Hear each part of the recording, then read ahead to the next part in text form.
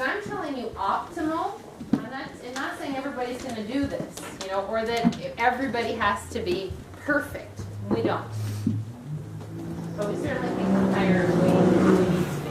All right, so as you're ready, let's just put hands on hip creases and feel that. Feel where, as soon as you put your hands on your hip creases, especially if this leg is out, the pelvis will tend to sink to the side of the front leg. So soften the knee and level the pelvis, right? So you lift this up, yeah? Now let's watch the knee with your eyes as you bend it. Let it track over the center of the foot. Pull the left thigh bone back into the hip socket. Shift the hips. Now let's put the hand down on the blocks, or blocks, and stick your left sit bone back into the wall behind you. What happens to your torso? It goes forward, yes? Now pull the sit bone away from the wall toward me and lift the ribs, belly, and chest up so you're in side angle pose position. Breathe in. And exhale. Now slowly draw that left leg into Trikonasana, triangle pose. And so you might determine here that you need to go a little bit wider, yeah? So one way to determine that is, are your left side ribs bunched? Would it be better for you to do this on the other side, just for practice? Because I know that hip's a little tight. Yeah, go ahead, yeah. Let's find the width you need to have and elongate the bottom side ribs. From there, put your hand on your lowest belly above your pubic bone and gently lift that belly up away from the left inner thigh, trying to bring your back gently toward the wall. And then pull your ribs in so you're not arching your back. So you're getting as flat onto the wall as you can. And from here, stack the right arm above the left. And see if your thoracic spine is elongated. Yeah? So the whole back as flat on the wall as possible. So from here, let me just bring this on here, right? Because now it's in line with this. Yeah? You might need a little higher. Maybe a fist. Yeah? And so now you're in here. With every exhale, what do you need to do? Lift the belly up, pull the ribs in, and elongate the left side ribs. Yeah? Nice. Is that better, Karen? Good. Huh? Oh, that looks nice, Barry. Good. So, Lisa, can you stack her over for a sec? And now lift that lowest. Does that feel okay for you? I don't really know what I was doing differently. You had everything going down this way. Oh, when I went on stroke? Yes. Like that? Yes. So I'm trying to get this to do this. Yeah, you can come out. There you go. Good. Can you stay there? Come on over. Yep. No, I'm good. Please not. Okay, so Lisa had her arm this way, and she was sort of like this, yes? So this is a transitional position between side and front and back, yeah? So it's not terrible. If she were going to go to revolved high lunge, that would be the direction her belly has to go. But sometimes people have their belly like this and their arm is up. Can you take your arm up only? Now do you see the problem? Mm-hmm. And often what happens then is the ribs, are you okay? Mm-hmm. The ribs arch, but the belly is coming down, right? So what we want to see here, thank you, is this. Lift up, from here. Beautiful. Totally different. Yeah, and we don't want the knee, this is the big problem in triangle pose, go ahead, let that go, coming in like that, right? We want this to be straight, supported, and then lifted, right? And if it's not completely lifted up, come up a little higher, yeah? Yeah, so that would give her more lift. Thank you. Because if she's too low, and you just say, lift the belly, lift the belly, lift the belly, what's going to happen? The back's going to arch, right? Or the bum's going to stick out. Like all of this will start to compensate. So better to be higher and to get the ability, to get the ability to do this rather than doing this, right? This is triangle pose. This is triangle pose, right? And this is what we want. We're trying to open here. That's why it's an abductor and a lateral opening. Does that make sense? Yeah? Okay, thank you. Let's get a blanket or two. We're going to sit on, if you can stay up high. Let's do right leg triangle pose. Now when you have this heel there, you can kind of feel like, can you see that this is not wide enough for me? See my right ribs bunching? So if I get here, and I'm doing this with my heel against the wall, then as opposed to walking the back heel back, if I come like this doesn't feel so good for me. So I need to get a little wider here so that I can get more opening and more lift. Does that make sense, everybody? So let's try left heel on the wall, right leg turned out, and just do your own triangle pose and see if you can pretend that the wall is behind you. Sorry, I'm walking like that.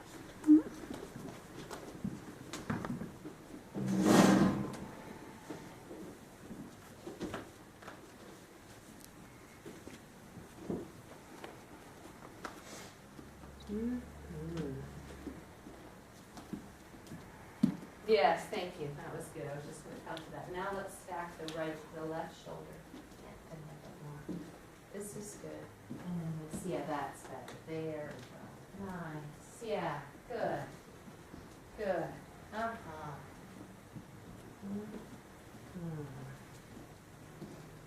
Are your right thighs contracted? Is your right kneecap lifted? Yeah, good. Uh-huh.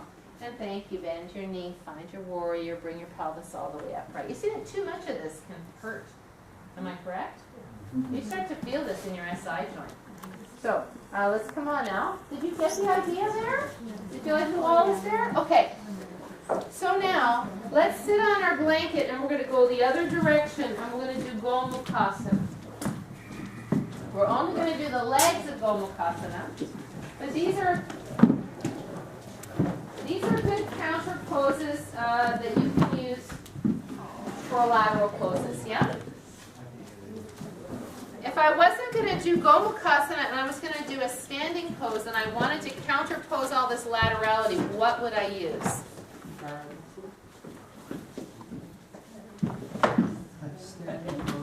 What are these called? I got Uttanasana. You're doing a whole bunch of externally rotated poses.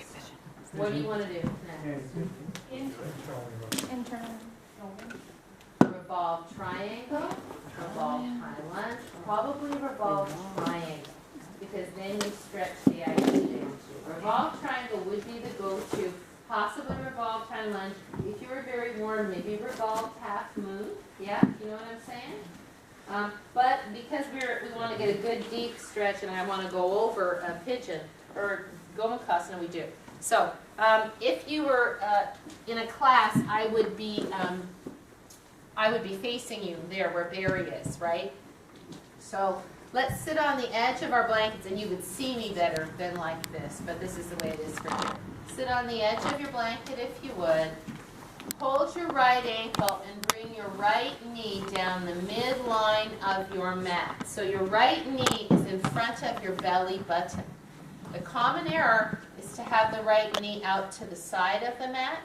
Here we want the right knee right down the midline. If your blanket gets in the way, just move it.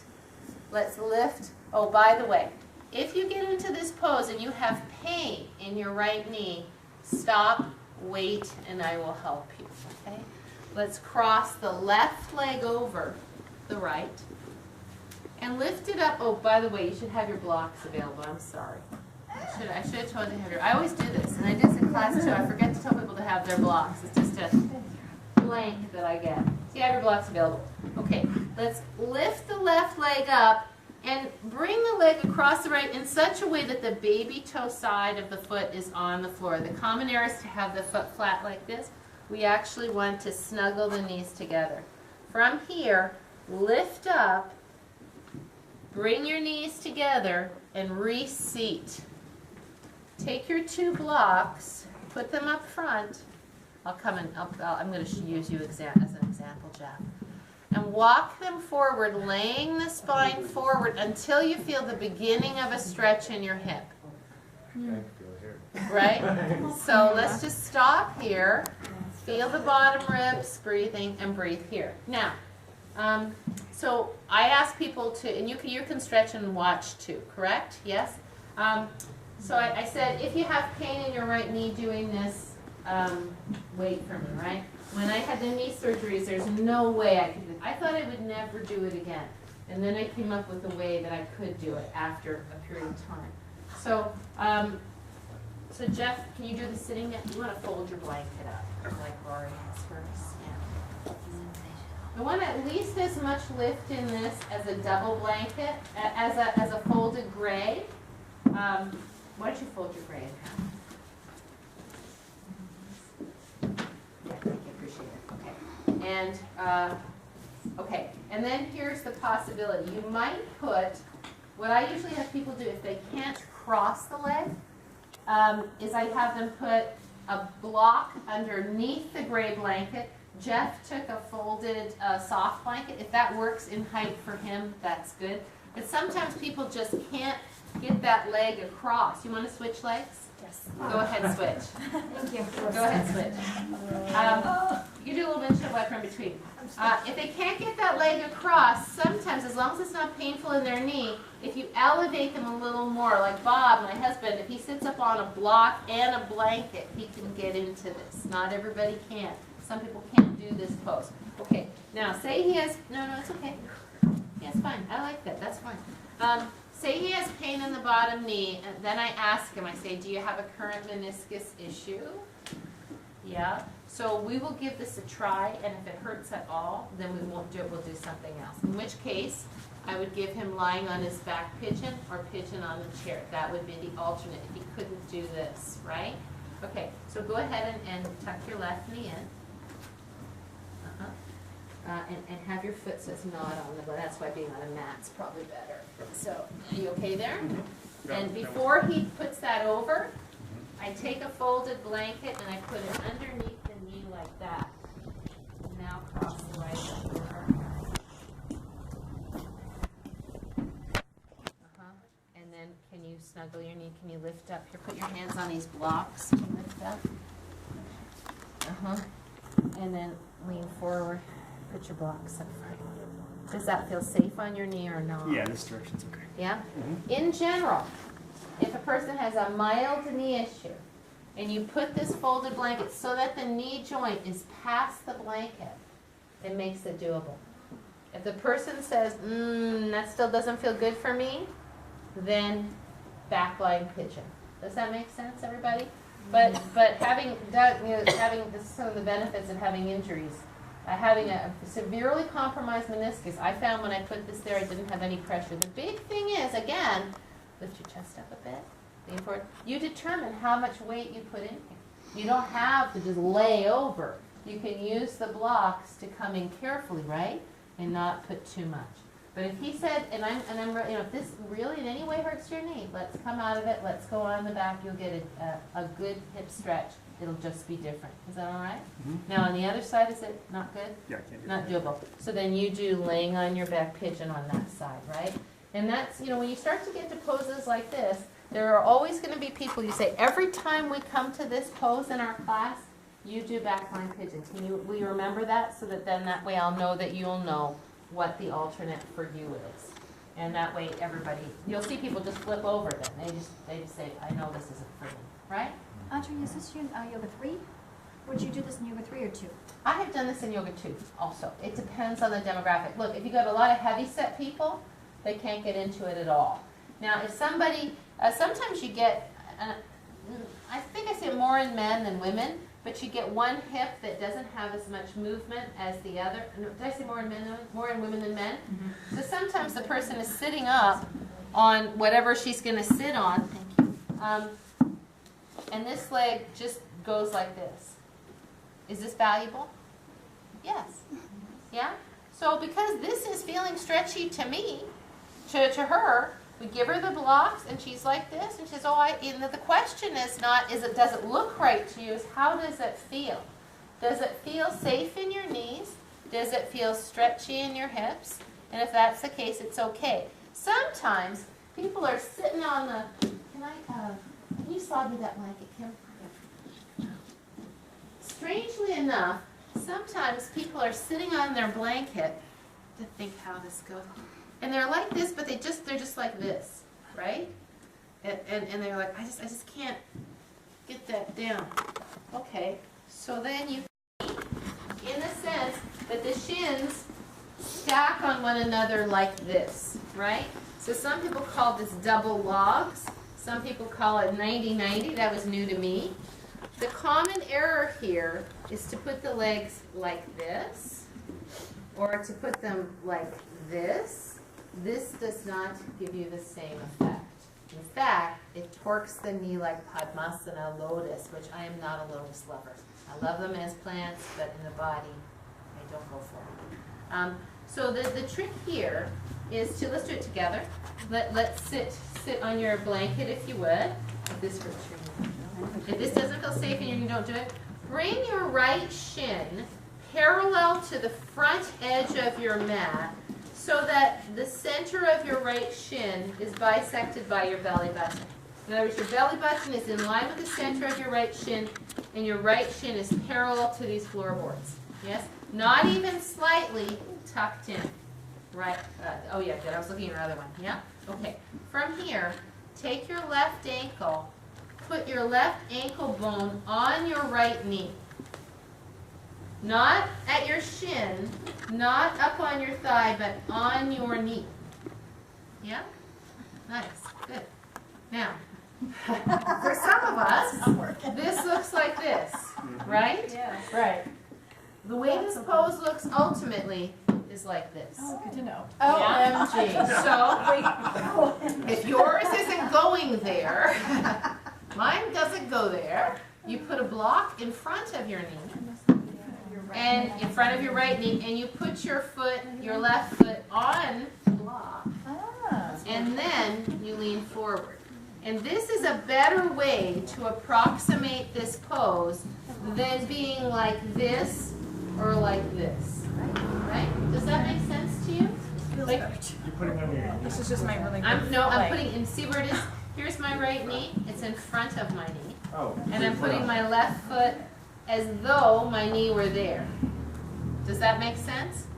And then you might have two more blocks, and you could hinge forward and just be where you can be. This foot wants to stay flexed, this foot wants to stay flexed. Does that make sense? Does that feel stretchy? Now the thing here is you definitely will be careful on your hip. I don't feel that crunching in my hip. Be careful when you come that you're not trying to put your head down.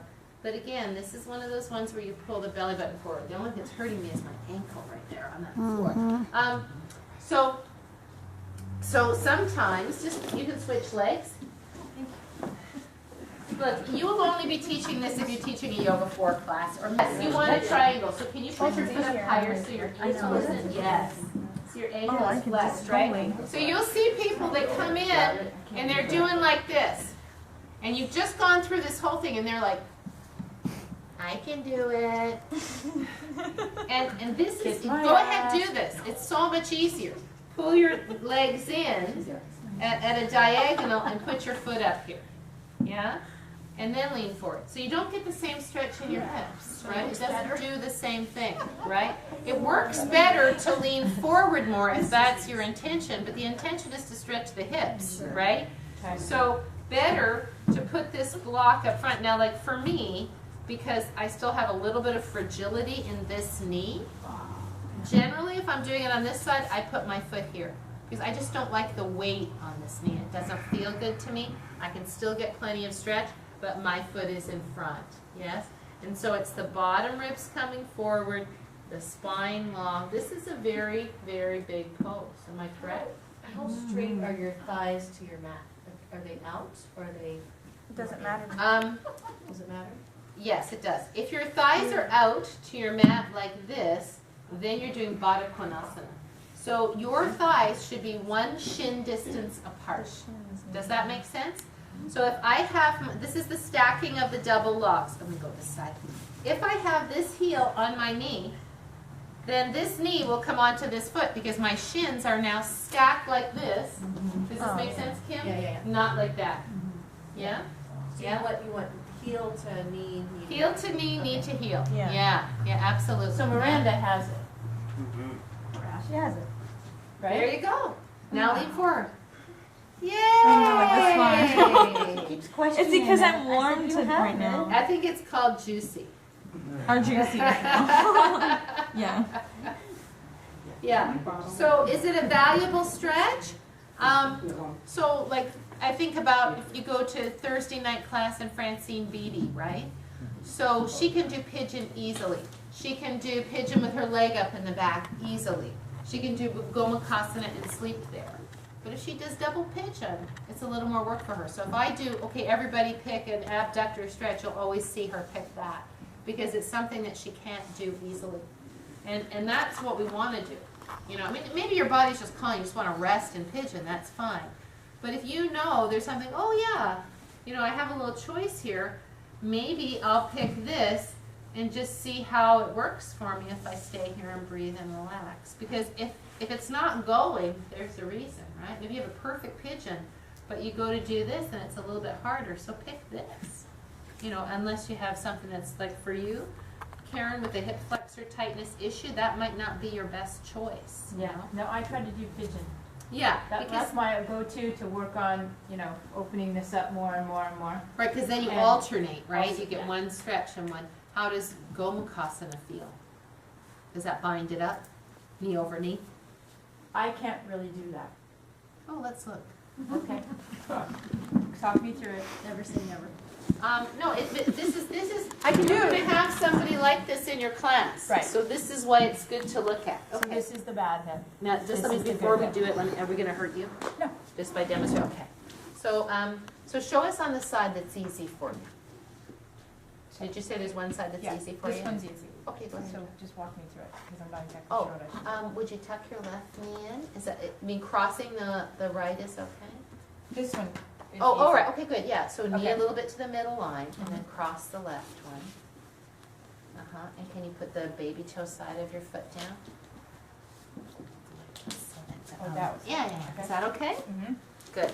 So when she leans, if she was here, like I don't know, Karen has a hip flexor issue, and she looks fine there to me. I would just give her some blocks so that she has a little bit of support, right? Because that knee's up high. Now, we happen to know that she has a left hip flexor tightness, so we're not going to stay there for very long. Let's come on out, because that tightens it, right? Right. Now let's just put the left knee under and see what happens. And if it hurts at all, come right up, because we don't want to hurt you.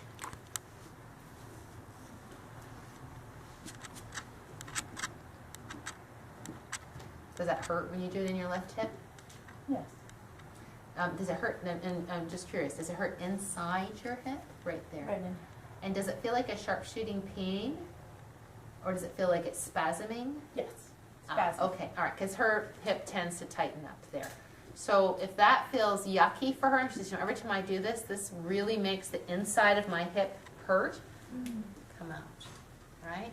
And then we say, how does pigeon feel? How does backline pigeon feel? If she was leaning forward and she said, I really feel right here, I go, oh, good. You know, but if she's saying, this just really hurts in here, if I don't know her at all, I might say, have you had this issue before? Is this new? Because maybe it's just that she's unfamiliar with that sensation, and if she were up on high blocks, it would take some weight out of here and it would be okay. But Well, part of it I know is because I can do it without pain on one side, and so when there is pain on the other, then I know that's not natural. Because the other leg there is no pain. right. So now I know there's. Does that make sense? No, to it you? does. It does. Again, the question is, what is pain? Like people who have never done this before might feel, for you, I absolutely trust your word. I know you've been investigating this in your hip, so we're good to go. But if you're with a student that you don't know very well, and this is the first, they seem to be relatively healthy, and they go to do this and they say, I have pain, you need to kind of figure out if it's a dangerous pain, they need to come out, or if it's a pain that is just a stretching sensation that you can fix. Does that make sense? Mm-hmm. So like, if she said, no, I don't really have any issues here, it just feels tighter on this side, I wouldn't think that means she has to come out. I would say, how would it feel if you put your elbows up on blocks? Oh, it feels a little bit better? Okay, well, we're never going to stay here that long. If she says, it feels like it's cramping, then I say, well, it's probably better to come out. You we'll do a little windshield wiper and then do backline pigeon. If you do backline pigeon, does it feel okay? One side is easier to do, and the other side, I realized I was cranking up my head, and now I know to put the blanket. I learned that today. Put the blanket underneath, because I would go to do it, and everything would come up to try to get up there. Because that hip's tighter, right? So, Victor. So you didn't even have her come up and get her legs underneath, you know, how? Roll up forward, you mean? Yeah, roll up forward so that she could get them, Stack her knees more. stack her knees better. Yeah, So- yeah, probably would have done that in the class already. You're right. That's a good point. I know that she has hip issues. I didn't want to overdo it. Yeah. But you're right. If we were in, if I didn't know her at all, and I'm just thinking, well, maybe she could get her knees closer together. But her knees are kind of up high. So, you know, and again, it's going to be different for Karen compared to Lisa, right? Karen has much more developed quads, much more developed legs than Lisa. Lisa has more of the ballet dancer legs. They're going to cross more easily. Does that make sense? It's just the body types, right? We all have different body types. Guys, you get guys with massive thighs. It's harder for them to cross. Plus, they have that other problem. So they have to. And I did it last night with poor Vishnu for the first time. And he's like, "Ooh." And I said, "Well, just adjust yourself." He's like, "Oh, okay." And this is his first yoga class ever, you know. And I said, "You know, I didn't know you were coming to Camera Torture Parlor." And he was all right with it. Supposed to release the hip, the spasm, then you try it again. Would that be like, you know, because you're using you're using counter stretch and stretch, or you're using the relaxation, and then try it again to see if it'll stretch, if there's more give in that muscle. So it won't cramp. You could. Like when Lori got that little cramp in her hip, and I had her lay down and put her hip up on a block and just take that out. But again, we have a lot of luxury of time here. Now you're in a class and everybody's in, and they've been there for 20 breaths already. You don't really have time to do that. Practice, if you did it at home and you try sure. Go in, feel it, and then come back out. Let it relax or put pressure on that muscle. Right. And if you feel it in the muscle on the inner part of your thigh, then you know it's muscle. If you don't, It's a grinding thing. Maybe it's your hip bone. I've been working on it with the chiropractor. It's her iliacus. Yeah. Yeah. So it's not here. It's not theirs.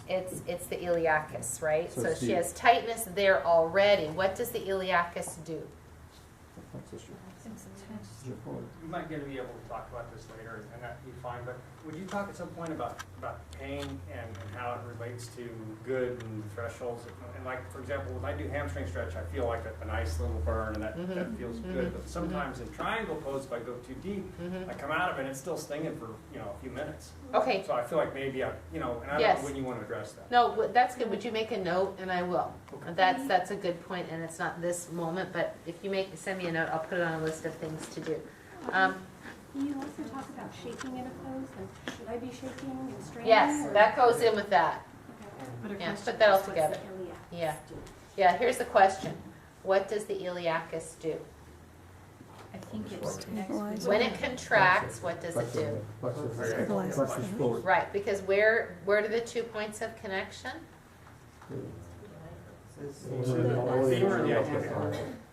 Femur and the inside of the pelvis, right? The iliacus is 1/2 of the iliopsoas, right? And its function in contraction is this, right? Either bring the torso to the pelvis, or the torso to the leg, or the leg to the torso, right? Its function is flexion of the hip, right? So when she's sitting there in extreme flexion and this muscle is already tight, it can feel like it's hard to even come out again, because that starts to say, ooh. So, and that's why I'll say when we're in this, I've said it in class before, we're in these poses, and I'll say, what does your body need now? And I'm hoping to hear people say, we need to open this up, right? Because it's been here for a long time. Yeah? All right, let's take a break, and then we'll go on. Let me see, because I think that goes to what I want to do right now. Oh, 2 months. I'll do that. Oh. Knee muscles, page 100. Aha, quadriceps and knee biomechanics. Good.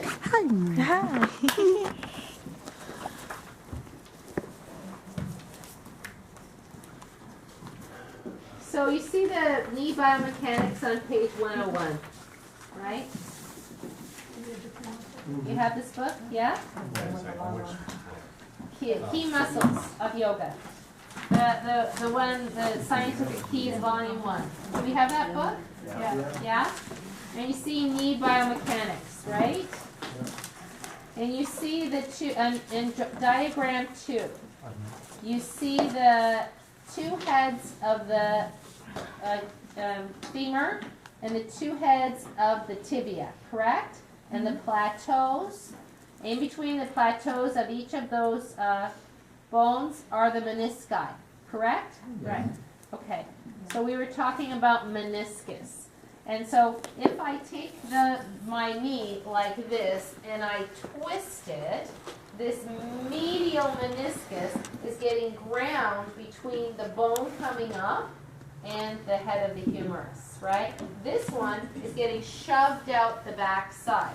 So this one's getting compressed, this one's getting kind of compressed but going this way. Now if you have, like Anthony was saying, that you see your anger, keep you 60 years old and she can do it easily. Her thighs are probably super thin. So she has not a whole lot of, because what happens when your thighs are dense and you start twisting your knees, there's a lot of force on the knee, right? So, for example, in a pose like this, if your thighs are really dense and your hip flexors are tight and you yank on your foot, are you really stretching your thigh very much? No. Or are you stretching mostly the muscles into the knees, right? So here, I mean, then we're going to talk about this pose a little bit. It's not quite as crucial because your knee is even, right? Hopefully. It's just like if you're doing standing up and doing this. And we're going to go a little bit into greater detail how I'm getting to what I want to say, right? So you'll get this or you won't. You know, if your thighs are so tight or your hip flexors are so tight that you can't stand up here, you won't get it. It won't be possible. You might be able to use a strap and do that, either lying down or standing up, because then you would release the flex. What's the function of the quadriceps? To extend the knee, right?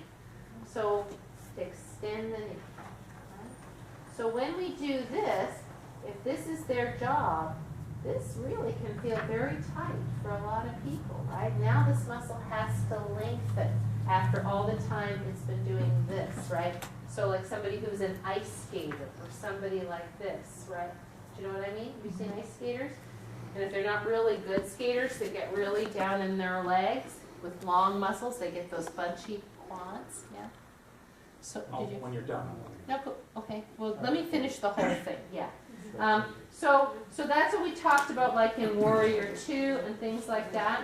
We want to be able to get a long muscle rather than stay in that mid-range of motion where the quad is trying to extend the knee but it can't, right?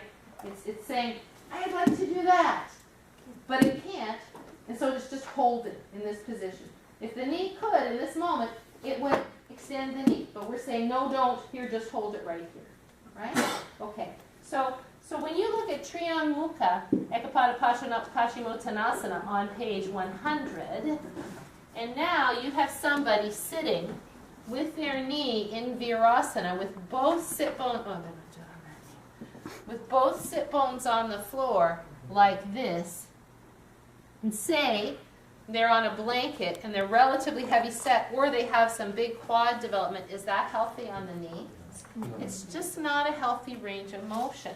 And so that's why even if somebody can, I don't have them sit on their butt between their knees, because it's a lot of force. I mean, if they're 9, it's okay, you know. Well, actually, you know what? No, because your pediatrician when they were little said don't let them sit like that because it hurts the knees. Like when it's spread out like that. Well, no, not spread out like this. Uh-huh. Yeah, but you know what? So pediatricians are very divided on that.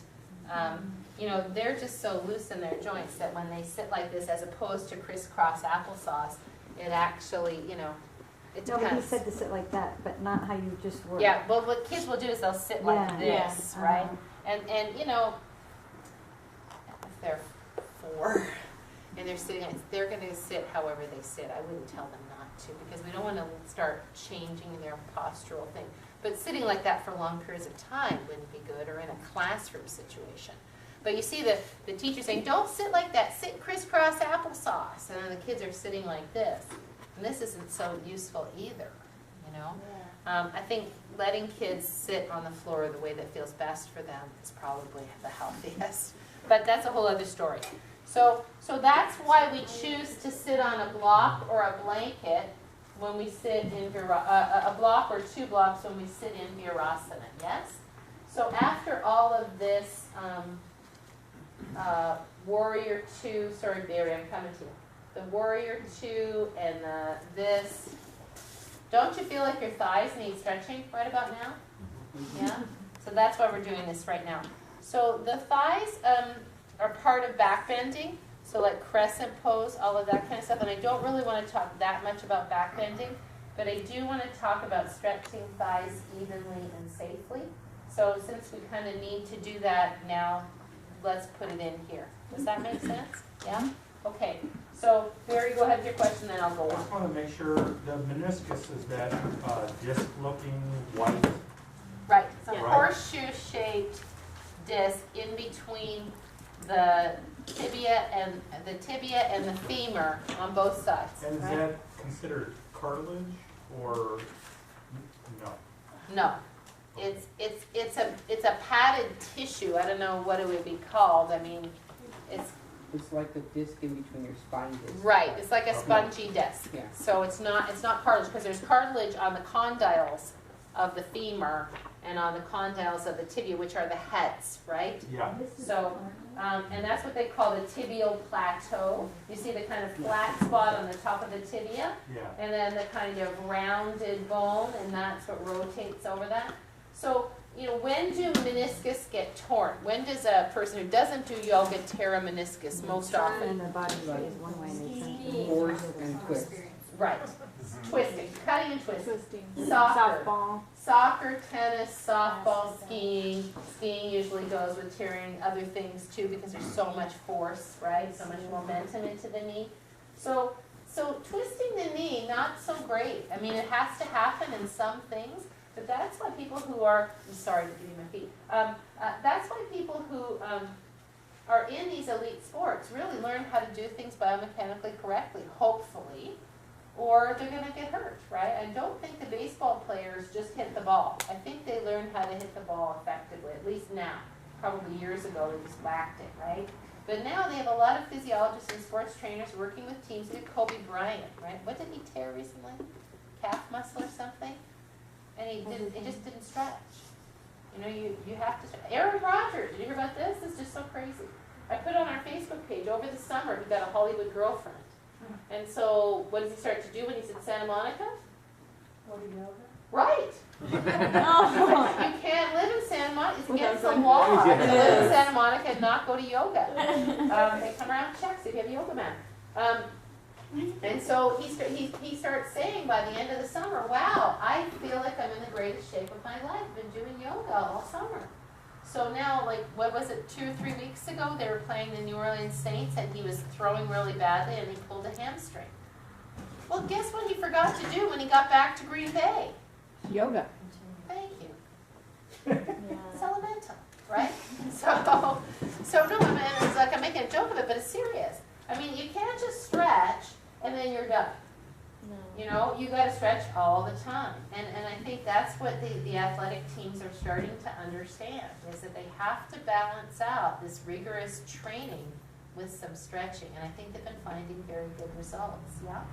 So, that said, if we're going to stretch the quadriceps, and the hip flexors are also connected in terms of stretching the quadriceps, let's get our concise book of muscles. And let's look up quadriceps. That's our Chris Jarmy book. And Whoever gets quadriceps first page number gets an extra muffin. 166. There was a time. Those muffins are so motivating. 166, Oh, right? I don't. I'm over your shoulder. Concise book? Yes, your Chris Jarmy book. Is it 166 you said? Yeah. Thanks. Okay. And 167 if that Extra credit. counts. Yeah, I can have all the muffins I want. All right. So if you look at that medial quad, right? That vastus intermedius or rectus femoris, because the intermedius is the center part of the rectus femoris. You see that it connects all the way into the pelvis, right? So, and the other muscles on the outer quads also connect to the pelvis. But the one you want to think about is that middle quad, right? Am I correct? Mm-hmm. Now, you see that how it goes into the pelvis. Just for fun, let's lean back and let's take one leg up. This is half of Navasana, half of boat pose, right? Use your hands to help you. What do you start to feel in your right hip? Right? And you start to feel your thigh muscle right in the middle? Right? Your quad right in the middle? That's that vastus intermedius. That's that rectus femoris. Because it goes into the hip, right? So when you're doing Navasana and holding your leg up like that, it's not, people use it as a belly strengthener. The belly strengthener is very secondary.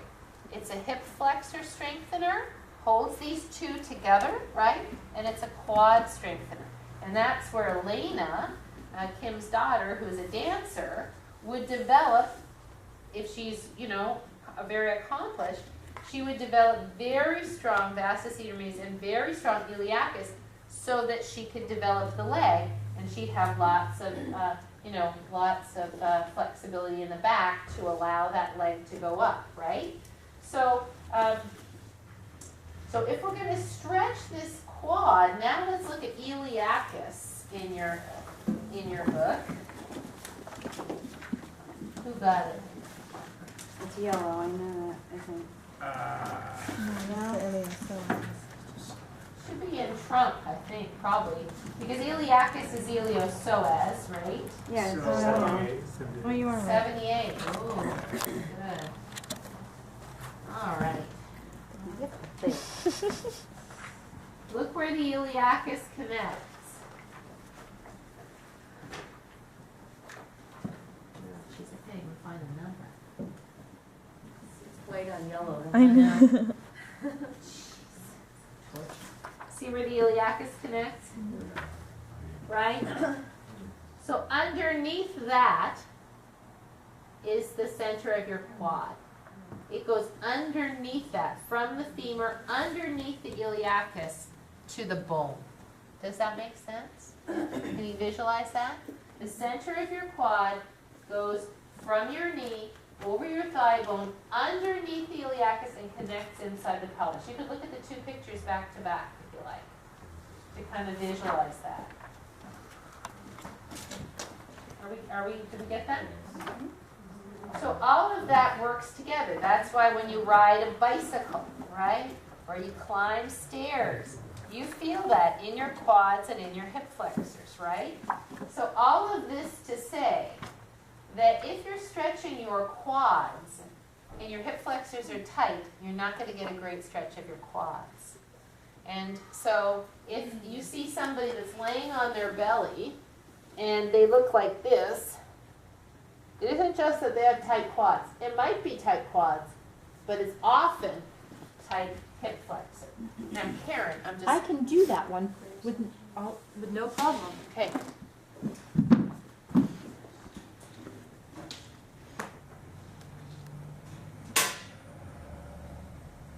So then it's not simply an iliacus problem. No, it also has to do with the Piriformis. piriformis. It's very. I'm sure the two things That's are right. connected They're all because connected. when one is causing me problems, the other is causing, and when one is not, the other is not. So Gordon says it's a really tight Piriformis? Piriformis. Okay, so that's wanting to externally rotate your hip while you come forward. Okay, so that's a whole other deal. So the main thing I'm trying to say here is if you want to stretch quads, you should also stretch hip flexors, right? So often you'll see that, especially in a Yoga 3 class, I might just say, okay, well, let's just do this and let's just stretch here, blah, blah, blah, because it's easy and we can all access it, right? But in a Yoga 2 or a Yoga 1 class, I will do this before I stretch the quads, right? Because now I'm going to get this open as much as it can be, and then I can go to the quad and travel down to the knee. Does that make sense? So in an optimal world, if your quads are really tight, say you come home from a long bike ride or whatever, or you've been sitting in a car for a long car trip, you want to stretch that iliacus first. Don't just lay down and grab your foot, or don't just stand up and grab your foot, right? And this all goes to the practice of Vrikshasana or tree pose, which we'll talk about next time. That if we can place this hip in a way that we can stand up on one foot and bring the leg up, then we're doing a good tree pose. If taking the leg up pushes this forward, then we're not getting support of the glute. And often one of the things that keeps us from doing this well, this quad stretch well, is this, right? I'm just exaggerating it a bit. Now I've got this foot to my heel, but I'm not able to stand up straight. Partly quad, maybe, but also hip flexor, right? It's finding this openness and this. For me, it's almost always quad. My hip flexors are pretty open, except on this side, but I have really bunchy quads, which is kind of the bane of my existence. So, rolling, very good. So, let's do this. What time is it? It's 5:15. Oh, perfect. Wonderful. Let's roll our quads. Actually, you know what we'll do? We'll do this.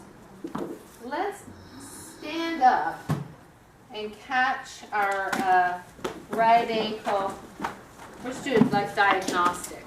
Let's stand up and catch our right ankle with our right hand, standing on the left leg. Sorry, Darcy, I'm moving. That's okay. No, no worries. I always forget. No, So I'm we not. Catch here, It's easy. and what we're trying to do is match knees. Bring the right knee next to the left knee, then lift the pubic bone up and descend the tailbone so that you are as though you were laying on the floor with your weight to your heel, right? Now try the other side. Just feel it. Yeah?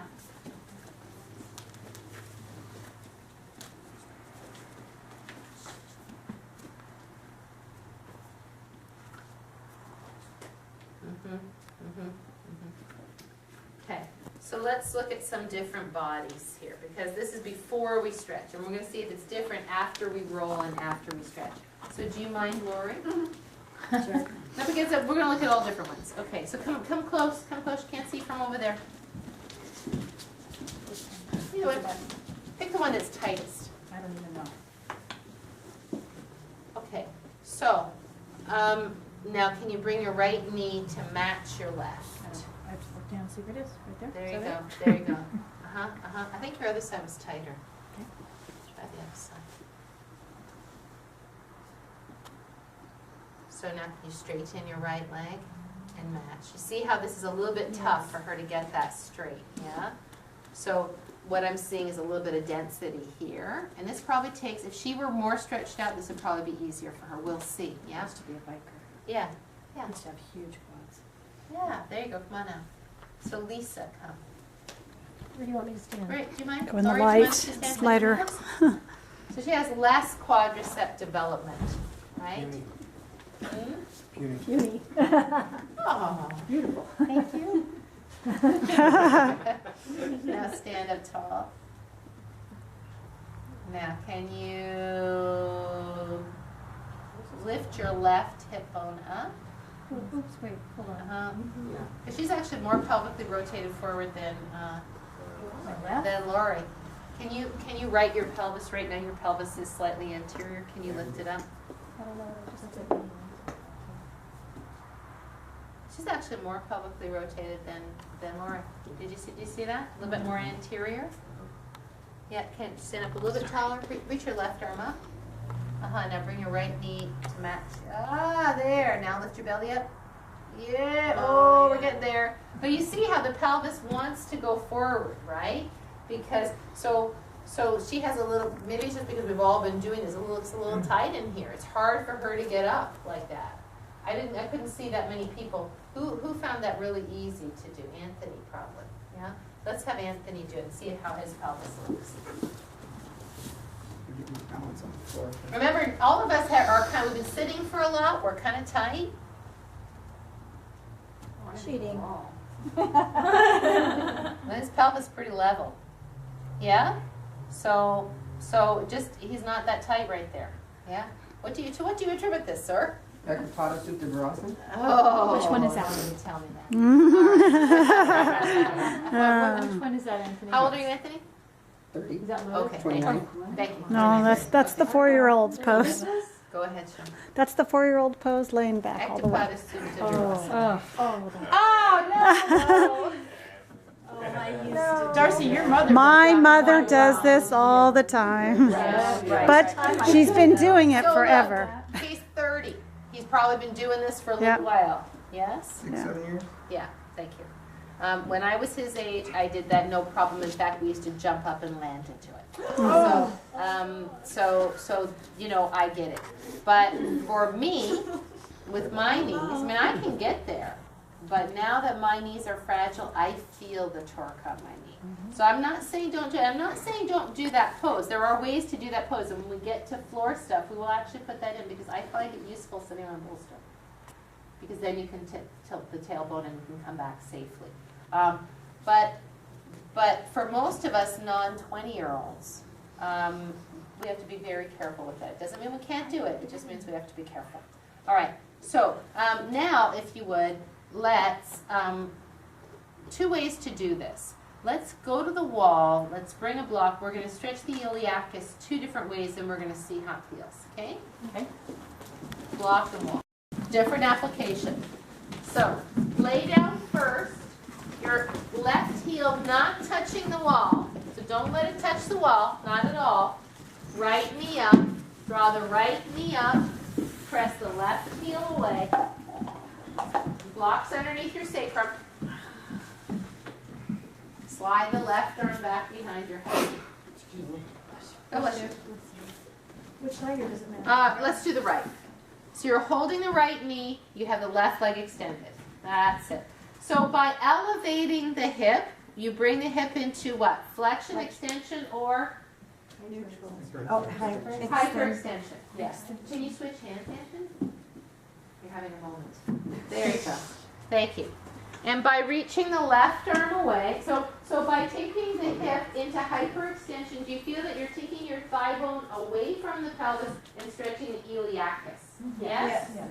So this is such a great stretch. Sometimes chiropractors will tell people lay on your bed and hang your leg over the edge of the bed. Yes? Change legs if you would. Yep, that's what he tells me to do. That's exactly what he tells Right. me to do. And that's okay, except for I kind of like this better because it's the bed is soft and it's easy for you to arch your back when your leg falls over the edge.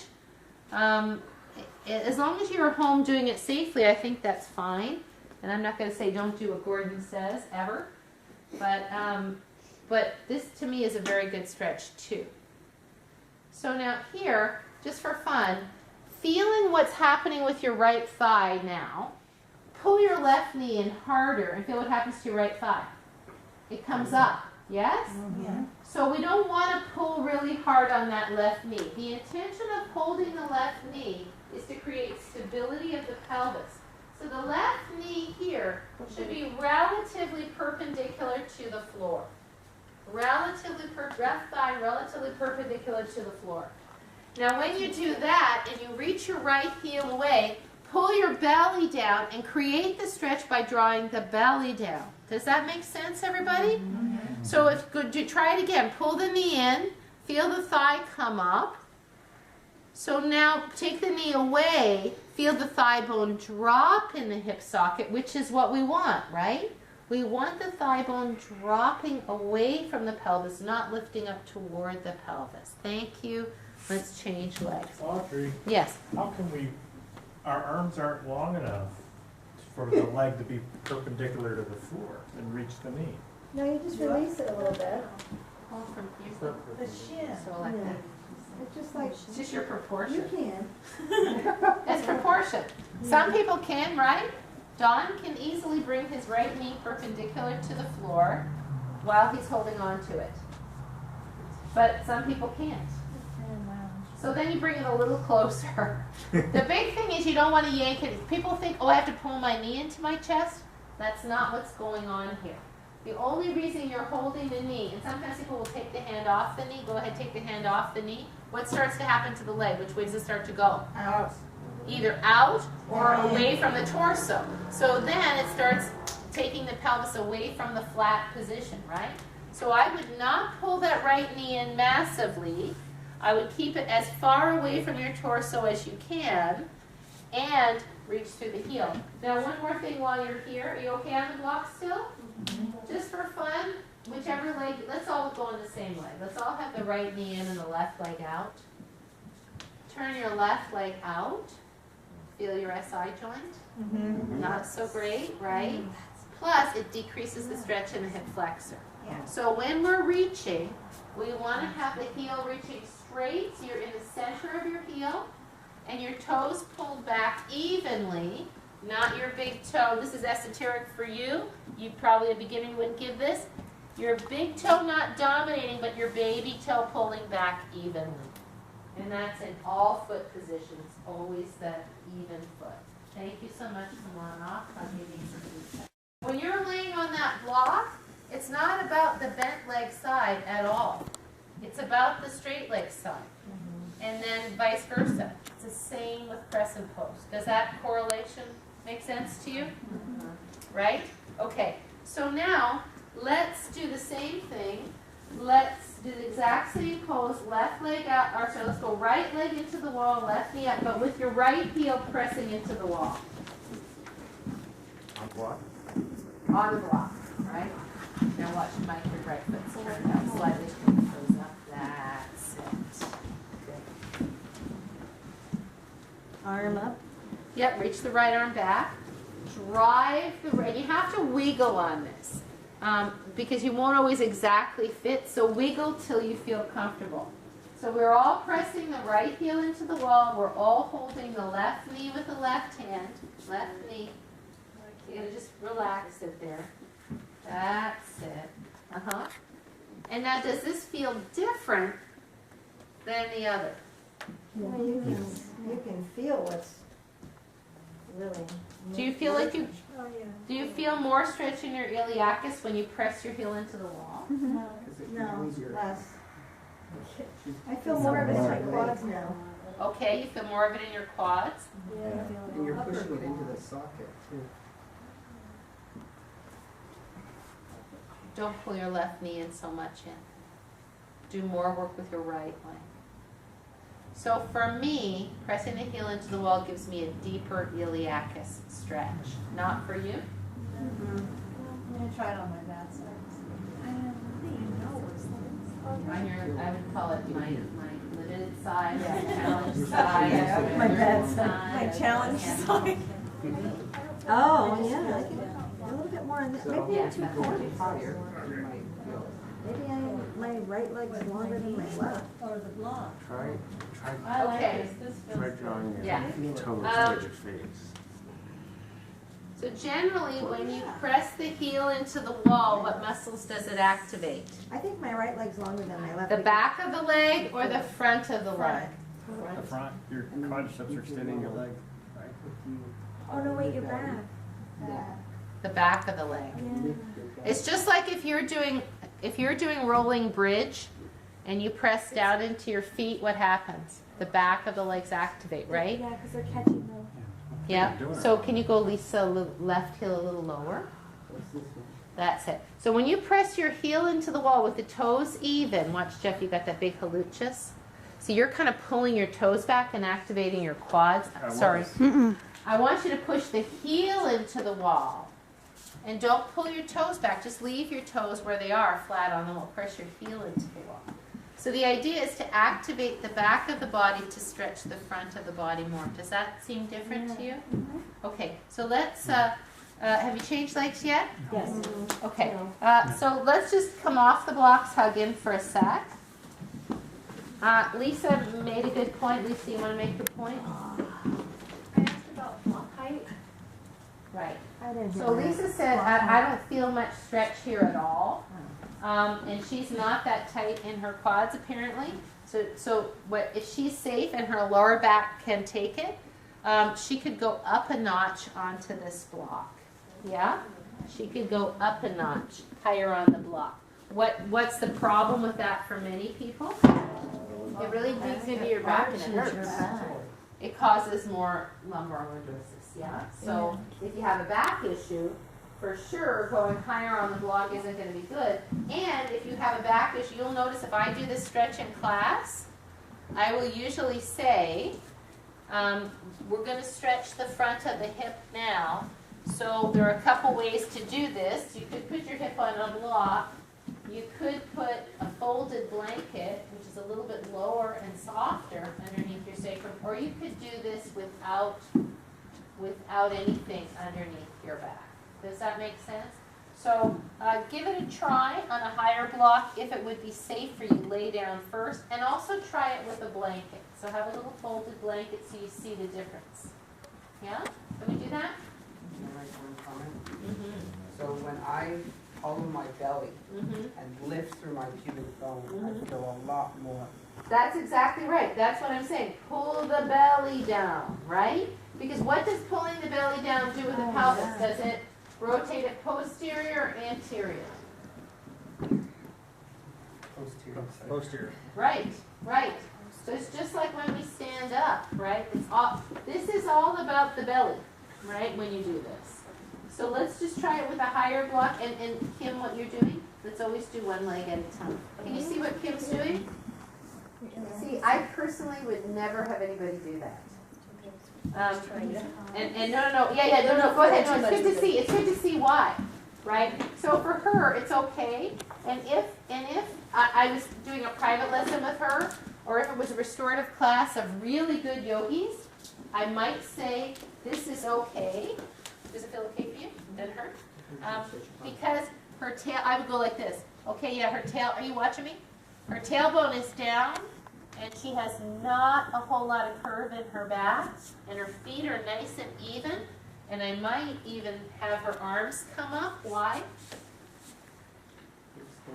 It would extend the iliopsoas, the psoas part of the iliopsoas, but for most people, what will this do? It would go into the lower back, right? So like I wouldn't give this in a general class. Because the possibility is not good. Does that make sense? Yeah. So for example, when you're having people come in and out of this pose, it's important to say, number one, it's important to say, lift your bottom up to place the block or the blanket. Don't lay back on it, it will hurt. I will say 60% of people will try to sit on this thing and somehow lay back. Yeah? So you kind of really strongly stress that. And then sometimes people will go, oh, okay, you know. So you say keep your knees bent, one knee at a time. And then when they're coming out, say take the left knee up to match the right before you slide the right out. Because so many people will go like this and then like this. And in this period, what are they doing? Right? Lots of compression. So we want to, and I'll usually say, pick the legs up and pick both legs up to start so you feel like you're on your triangular sacral bone and you feel safe. Does that make sense? Yeah? Then hold the knee, then reach the leg away. And if I'm just doing this, it's not doing half as much, watch. It's all about this, right? All about that action. So you can try a higher block or a blanket just to see how it is one leg at a time. And you can put your heel into the wall or not. Let's try all those variations on your own. Do what you did, Kim, because I think it has validity, and I was here, and I wanted more. So she looked it up higher. But then when I started to feel bunchy, like she was saying bunchy, just to support my back so it wasn't going that way, I just put my shoulders under a little bit. So this is, but now we're doing the sit-on butt, right? Right. So So I'm it's- feeling it more here. So Right, and that could be valid. Like, what if you put your foot down, and that goes okay on your back? What if you just take your right arm back? How does that feel? Does that feel all right? So that's a possibility. See, she's got good core activity going on there. For a lot of people, what would happen if they did that with that foot down? They would nutate, right? So the pelvis would start to do that.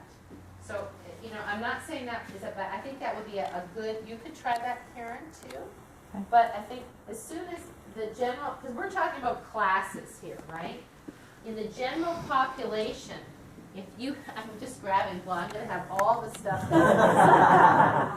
In the general population, if you have someone this high and this foot is down like this, they're going to do this. Do you see what I'm saying? It will be harder for them to do this. And I actually agree with you. I think this feels kind of good. And I don't even have, in fact, when I do that, it decreases it for me. When I go here, it's good. But it's not sustainable for a long time. That's for sure, because you really have to keep that belly down. But I think it could be useful. So again, within certain individuals, that makes a lot of sense. But for the general population, the reason you bring that leg up is so that they're not going to arch their back. Does that make sense, everybody?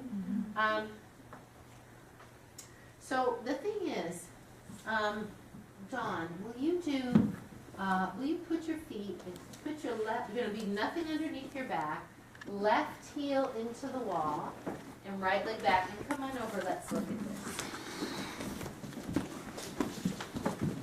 This is fascinating that we ended up here. I wasn't planning to. But it's good. So as soon as his thigh bone rolls out, his iliacus and his medial quad don't have to stretch as much. So we for sure want this to do this, right? We want the kneecap and the foot level. The more can you pull that right knee in a lot? The more he pulls it in, what happens? This comes up. Did you see that finding right above his patella, or one of his quad meets his patella? Is that just him, or is that something What? going on with the This? Yeah, giant groove. That's his quad firing. All right. Just make sure we're not breaking them. There you go. No, that's his quad firing. That's muscles activated. It's good. So let's release this a little bit. See, as soon as he released it, see how that changed? His quad stopped I firing. think So that groove right here. there. Yeah. It's supposed That's to be the the muscle. definition of the muscle. Reps. He's ripped. You're gonna get to work with them. So what we want when we're doing something like this, and this we'll get into, Supta Padam Gustasana and stuff like that, is we want this thigh bone to be in descent. So the more this can come this way, and the more the belly can activate, the more this can come down. Does that make sense? Yeah? So the problem with people when they pull their leg in is that this comes up and it kind of counters what you're trying to do, which is stretch all of this. Now let's reach the left arm back. So this, I do this for Yoga 1 people. Just training them in the beginning, to do like this. And sometimes I'll have them, can you put your hand back here? I'll have them put their hand on their thigh and just feel this iron down. And I'll say, pull this up. Oh, feel that thigh come up. Pull it back. You want that thigh to be down. As much as possible, you're trying to take any space out from underneath your thigh, And so this is really just the simplest iliacus, iliopsoas stretch you can get with the arm back. And if they can't get the arm back with the shoulder back, well, you can put, sometimes you can put, if it's just like that and he gets tired there, you can pad their shoulder like that. Go ahead. So he might be able to stay there a little bit longer, because the arm really does help to lift the ribs, to stretch the iliopsoas, right? But it's not crucial. If he has a shoulder issue and it's like this, then he can take the arm out and he'll just get this. So one of the things you can do too as an assistant, not if you're a guy, is you can come and you can put your hand right at that joint and you can press down. Doesn't that feel good? Can a guy do it to a guy Sure. in class? Yeah, sure. And if you know the person, you can do it, but you're not going to go up to brand new ladies and do that, yeah? And even, you're not even going to use a block and do that, because that's a little too close for comfort, right? But that should feel kind of good, yeah? Do you want to do that to one another? Yeah. All right. Go ahead.